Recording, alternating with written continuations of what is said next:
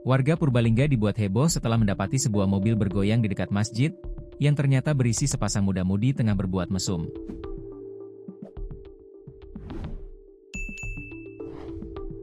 Aksi tak senonoh itu langsung memicu kemarahan warga karena dilakukan di area yang dianggap sakral dan ramai dilintasi masyarakat. Rekaman penggerebekan tersebut diunggah oleh akun TikTok pengguna 92729782976 pada Minggu, 16 November 2025, dan langsung menarik perhatian warganet. Dalam video itu terlihat suasana malam yang gelap ketika sejumlah warga mendekati mobil tersebut untuk melakukan pengamanan. Sepasang muda-mudi itu kemudian terlihat digiring keluar oleh warga setempat. Perempuan yang diamankan tampak mengenakan atasan hitam bermotif bunga dan jilbab berwarna abu-abu. Sementara pria yang bersamanya memakai kaos hitam polos. Keduanya kemudian dibawa warga menuju suatu lokasi untuk dimintai keterangan lebih lanjut.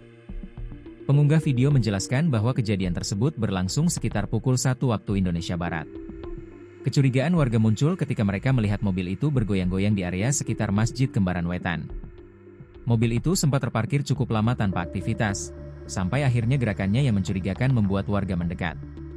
Usai diamankan, pasangan muda-mudi tersebut dibawa ke balai desa sebelum diserahkan kepada pihak Polsek Kaligondang.